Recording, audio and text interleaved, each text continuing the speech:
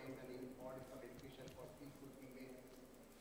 You know, today we always hear one important comment made that today's graduates are not employable. They lack skill application. So I'll start with our business Institute of Management Technology, Dr. Francis, that please, why today's situation collaborative learning in globalized environment is so essential? Thank you very much. First, the situation of the skills of our graduates, I don't think is very new. It's just because now we tend to say that the pace of the change of skills is much faster than before, then we seem to have this type of issues. In my opinion, the main issue that we have now in terms of skills is that when we ask companies the kind of skills that they need for our graduates, they don't really know. So because they don't really know, they cannot really tell us. So us on our side, we cannot really adapt our curriculum to their needs. This being said, what we are doing in most of the business schools in the world to solve this type of issue, and it has been mentioned in the previous sessions also, is that we multiply the opportunities for interaction with the industry to make sure that our students are industry ready, and when they graduate, the more they interact with the industry, the more they interact with the specific industries where they want to work in, the less they will have issues in terms of understanding the skills which are needed. So again, in most of the business schools, it goes through internship, it goes through guest speakers, it goes through industry projects, it goes through all sorts of activities inside the curriculum and extracurricular activities through the associations, students associations or students committees, to make sure that they interact very regularly with the industry. It gives us also the opportunity for us to interact also regularly and to adapt our curriculum, even if it always takes a bit of time between the detection of a new issue and the time it is incorporated in the curriculum.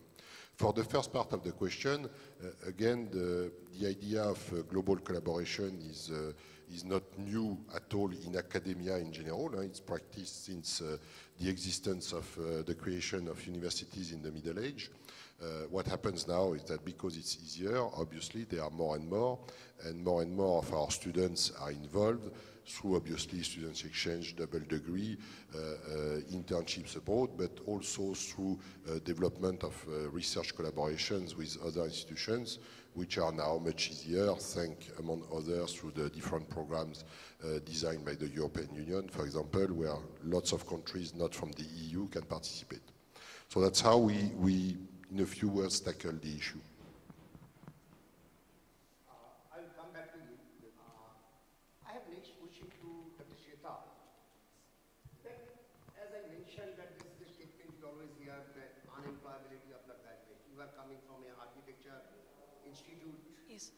And where the application is very, very important. Can you enlighten us that how this unemployability of the students that is skill development can be connected to the education or the degree? Yeah, a very good question and a practical question which parents and students always ask us. Sir, rightly said, matching this unemployability with the skill development for the children is a very essential component of education. So we have developed in our curriculum, the curriculum itself says, we are governed by Council of Architecture Norms, New Delhi, where it says you should have a program, structured program, which will have basic architecture theory, 50% of theory and 50% of practicals, wherein we cover the studio aspects, that is the architectural design, and the building construction program, where the students are taken to live sites, they are they are given lectures, special lectures by industrial architects who are in the industry as well as academicians. They get, they coordinate with the academicians as well as this industry partners, and then they are allowed to experiment it in our own campus.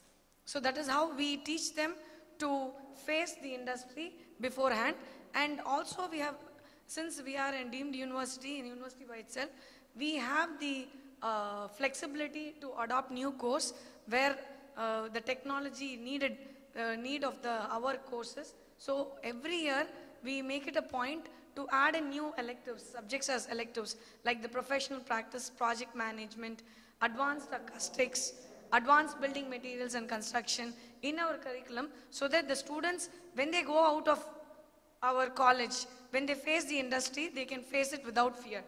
And they are ready for practice. They are ready to practice architecture.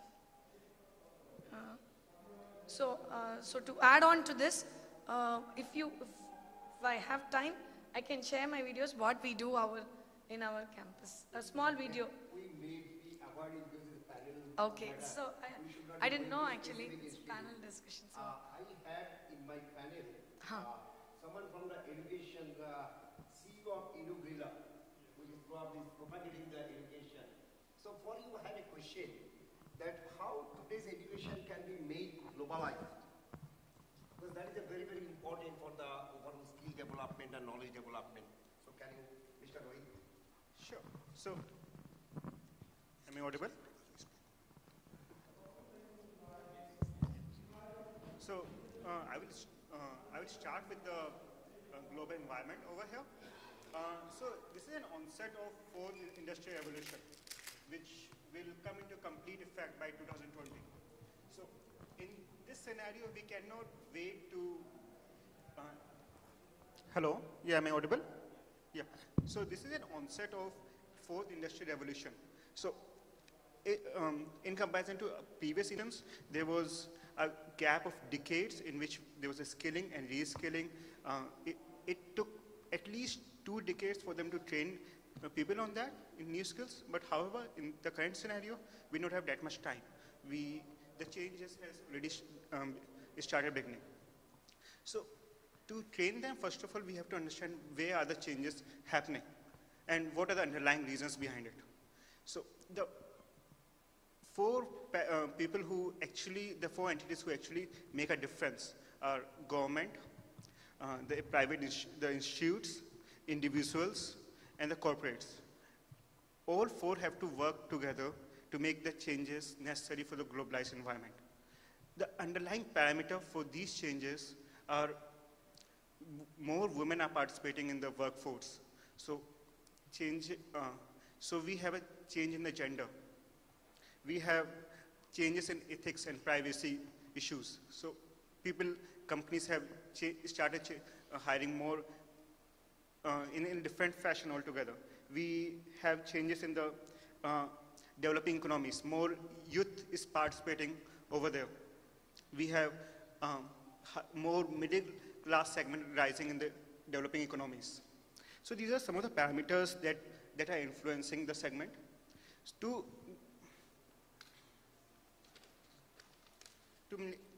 make the changes apparent in the globalized environment, we have to look into what changes are happening right now. The first change that has taken effect is crowdsourcing. We have already felt it. People are working from their home. Now, we have labor unions coming up for freelancers. We have changes because of IoT, machine learning, artificial intelligence. The changes are currently being taken into effect.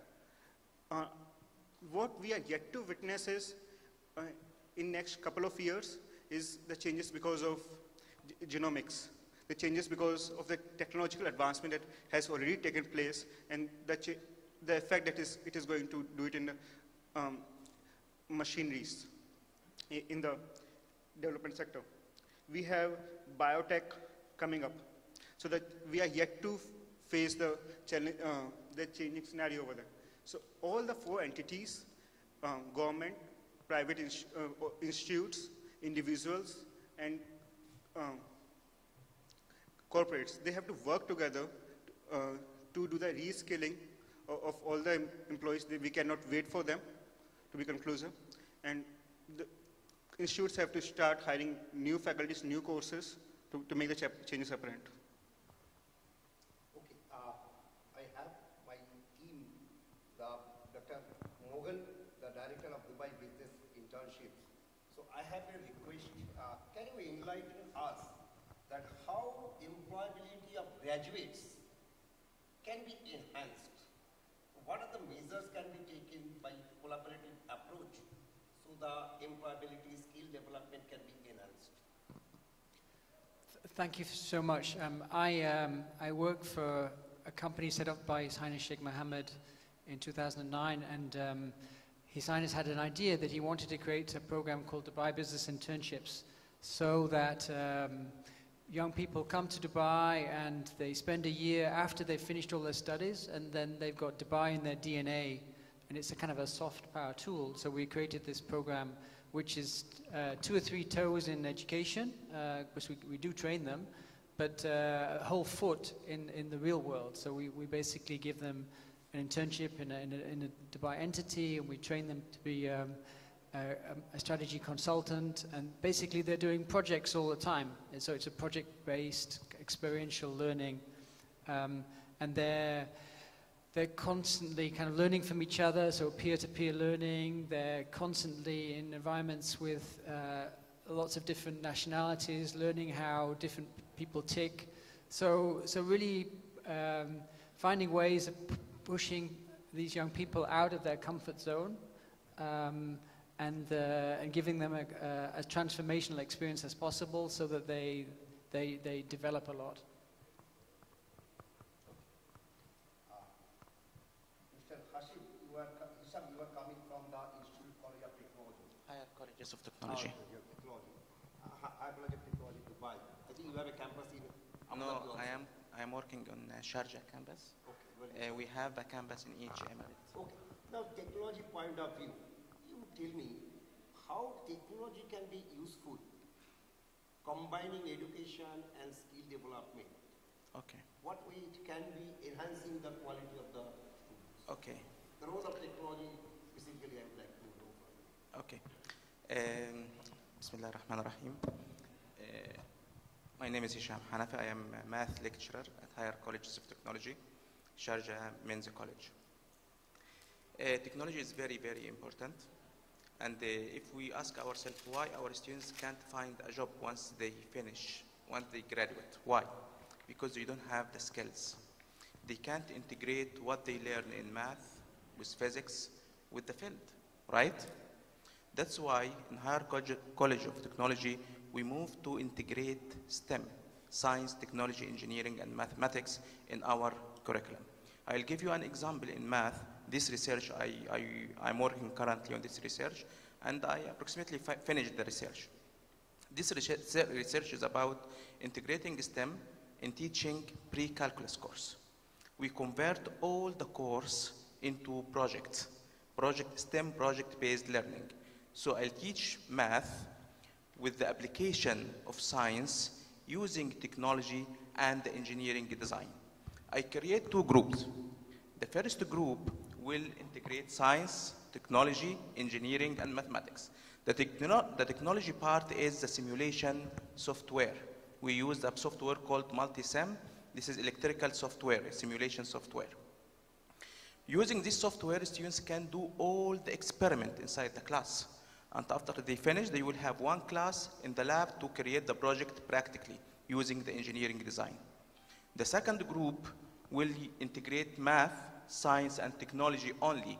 They will create the project on the simulation software. Then we check the difference between the 2 groups in creative thinking skills. Which one is better, which one is worth, or are the same, are the 2 ways are the same or not? Imagine, there is no significant difference between the 2 groups.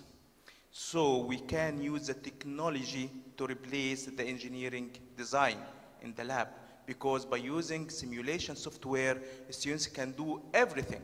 For example, if we are doing any experiment and the light is broken or something, it will broken in front of him, but we will not lose money. But if we do it in the lab, we will lose the lamp. So simulation software, we found that simulation software is much better than integrating engineering design in STEM education. This is what we did, and that's why technology, especially simulation software, is very, very important in our college. Thank you. Okay.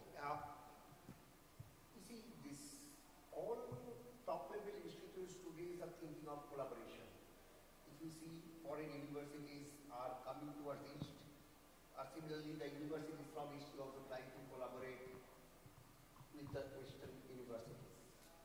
I'll ask again Dr. Sheta that how do you feel this collaboration between universities from East and West can enhance the students' capability and usefulness? Okay. Since I come from my motherland, India, and I represent Dr. MGR University, I'd like to start with a small proverb which will answer this. Kedil virichelvam kalvi oruvarukku maadalla mattrayavai, which means the worthiness, there is no wealth in the universe which can match the worthiness of the education. So education now, it's become the globalization, what we call, it's become localization, which means everything is available in the switch of a button, local. But to explore more, to enhance the research or to spread our research content or component which is not available, some resources we might have, some resources other countries might have, or some potential we will be famous and some potential they will be having more in number. So to have a good collaboration between universities or between different ideas, to share ideas in different streams, I think collaboration will be a much better option. For example, I'd like to say, now for example, in our institute we have well-versed history teachers. But if you see, I had been to France last month, so I met a teacher she's very good in history, where she can talk about much well on Rome. So what we thought, we try to take our students and have a practical approach, just like small internships, or small workshop value-added program, where you had a 3 weeks program, and these students can visit France and experience the history of architecture, what they study in books, lively. So they will have more exposure and more better understanding, visual aspect will be more analyzed, rather than studying at our own school and sketching in the books. So in that way, if we collaborate with universities abroad or anywhere outside India or within India, we will have a much better understanding about our own subject. Doctor, again, I'll ask you. No, I'll ask you. I've answered your question. Yeah. Let's see, someone can add it also further. Yes. I'm requesting the co-panelists that if you want to add any particular question, any value, I'm most welcome that. I'll be asking just now Mr. Sheta mentioned about our students going to abroad and France learning that one. But my point is that, today I'm coming from Institute of WES, which is I think well known, recently BRICS ranking scheme. Bismillani is the topmost in India, topmost private university. After the IITs and top university, but private. My point is, I know a lot of foreign students are interested to come to India for, they call it a study abroad. Even we are organizing some type of program, 2 months program for the international students. I request you to enlighten that what to you. Okay. That to enlighten why they feel that coming there is going to enhance the skill. I give you an example. I know because I am here 3.5 years in Dubai as director of Bismillani. Before that 28 years I was in Pilani. Chinese students come to every year to Dubai government offices to study the business, etc. 2 months summer they do it, 2 and hours because you are in basis school. So why feel that Western students coming and spending time and studying their program are going to be enhanced their skills? Can you enlighten? More than Western going to East or East going to West, I mean, movements of students are not very new. It's true that it's easier and easier again and cheaper, so you see more and more movements of students. Why are students interested to go abroad?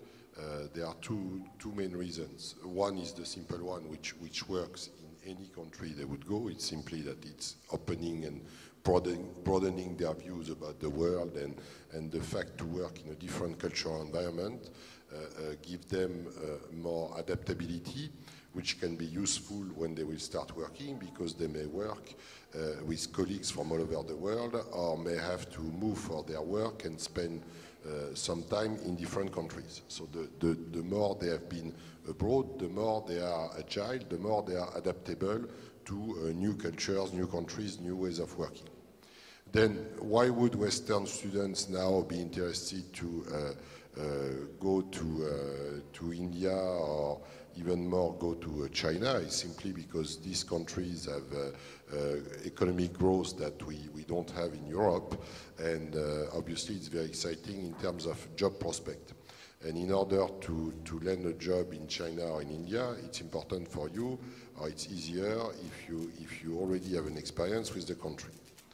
Then in terms of skills, it's true that this being said, some of the countries of the so-called Eastern world are now more and more developing specific knowledge in some areas where it can be interesting for students from the so-called West to go there and get some experience. But first and foremost, it's again the cultural side and the potential job prospect. That's why you have seen lots and lots of movements of students in China for the past 15 to 20 years now.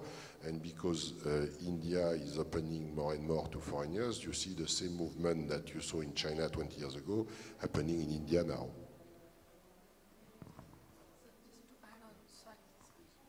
Just to add on to Sir's, even in our country, since our country is rich in culture and heritage, and our language is almost 3,000 years old, one of the oldest languages. So we also have people coming from, like one of our staff, she has come from Italy, where she wants to learn more about how Kanchipuram has developed, how our tradition has developed. So we have interaction, people coming from abroad, as well as our people going outside also. So there's a lot of interaction, and even students get to know when they interact with the other countries' faculty, they get to know their culture. They have a diversified, good knowledge of all. In one place, they are able to learn everything. Okay, I agree to that, but one thing that Shita's problem is that the coming people from outside to India is a much lesser than the number of people who are interested to go.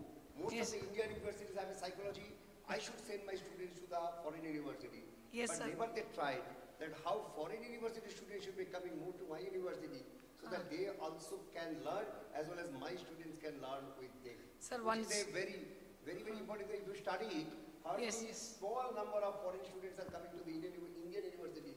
Yes, but sir. opposite is always more interesting. Sir, this is because we are bad in marketing, sir. Is it only marketing or something that is obvious? Because audience see, I feel we are quite the best example I can tell you. I've been to Atlanta. There was one small falls which is just hardly you can see 1 liter water coming from the top of mountain.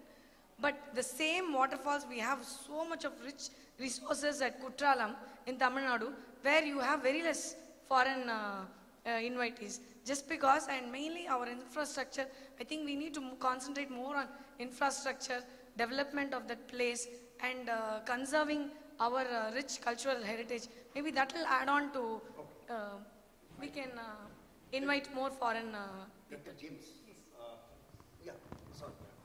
I have a question to you. Again, you are from the business internship. You know, business and technology is a somewhat different, I'll say. But obviously, technology brings the business. There is no doubt of that one. In collaborative point of view, how do you feel that business can be enhanced and syllabus can be modified in such a way that the global collaboration enhance the capability of the students? In a particularly business education point of view, do you feel that globalization and the collaboration between the global institute is going to be make it better for the students? How? Many of our students are, have like a technical background. They may have a PhD in nuclear physics or something like that, and they don't know anything about business actually. So then they come here and then they're fascinated by the business trends, and they want to know the basics of business, and then they're learning it from their peers, they're learning it from the business situations we throw them in, the projects they're exposed to. the companies they're placed with. So like basically by throwing people into all sorts of different collaborations, you raise the bar of everybody involved. Again, I'm going to the educational business point of view. Mr. Rohit, how you feel the future approach from the academic institute should be there to make this collaboration between academia and industry? Because every university say we do academy and industry collaboration. But what is the results coming out? So how do you feel that academic institute should move to make it is more successful for the benefit of the graduates who are coming out of the academic institutes? Yeah.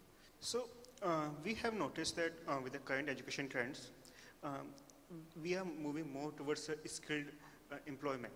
So we have seen that office and two-thirds of the jobs lost are in office and administrative jobs, and the jobs that are created are in STEM, are in architecture.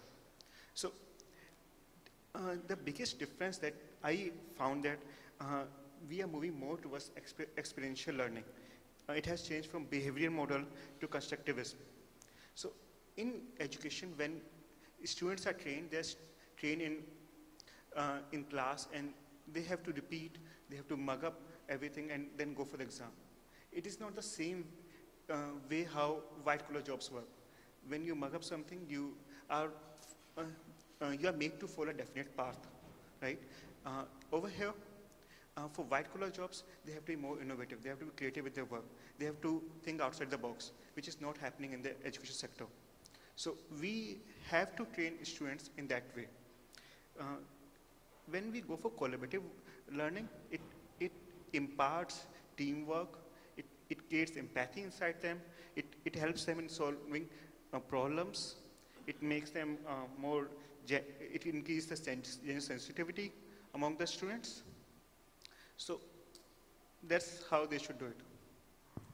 Did I answer your question? Particularly audience will say if they have any question. I'll take to Hasim, Dr. Hasim. Again, it's a little bit of technology. You know, in medical profession, there is a 1 year compulsory internship. If you don't do, because that is a real practice, then you get the degree, which makes them really useful the day come out, or rather say before they come out, they are useful. Though we are saying that collaborative education, one thing is I take the classroom to the workplace or bring the workplace to the classroom.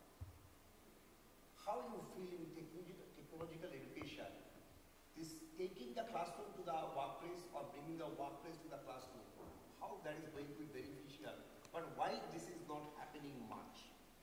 Okay. First, I want to mention that there is big difference between using technology as a tool in teaching to enhance teaching and develop. No, that is different. I'm not saying that one. That is how I am teaching you. I'm saying bringing the classroom to the, bringing the professional world to my classroom. Okay. Or taking the classroom to the industry. No, it's better to take the classroom to the industry.